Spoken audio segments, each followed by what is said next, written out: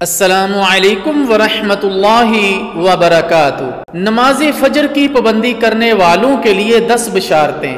درس نمبر 3، 5ویں بشارت جہنم سے نجات۔ پیارے رسول صلی اللہ علیہ وسلم فرماتے ہیں، لن یلج النار احد صلی قبل طلوع الشمس وقبل غروبها یعنی الفجر والعصر۔ وہ شخص ہرگز جہنم میں نہیں جائے گا جو طلوع آفتاب سے پہلے اور غروب آفتاب سے پہلے نماز پڑھے، یعنی فجر اور عصر کی نماز۔ چھٹی بشارت، اللہ تعالیٰ کا دیدار۔ جریر بن عبداللہ رضی اللہ تعالی عنہ فرماتے ہیں، ہم نبی کریم صلی اللہ علیہ وسلم کی خدمت میں حاضر تھے۔ آپ صلی اللہ علیہ وسلم نے چاند کی طرف نظر اٹھائی جو 14ویں رات کا تھا، پھر فرمایا کہ تم لوگ بے ٹوک اپنے رب کو اسی طرح دیکھو گے جیسے اس چاند کو دیکھ رہے ہو۔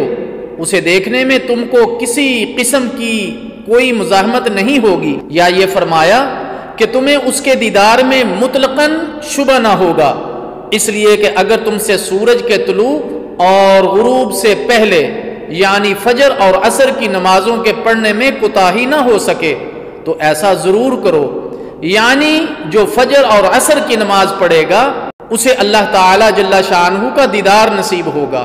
7ویں بشارت، پوری رات تہجد کا ثواب۔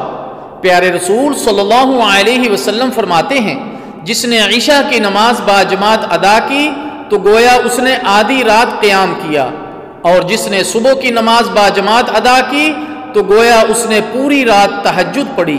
اللہ تعالی جل شانہ ہمیں ان نمازوں کو ان کے اوقات پر جماعت کے ساتھ پڑھنے کی توفیق عطا فرمائے۔ والسلام علیکم ورحمۃ اللہ وبرکاتہ۔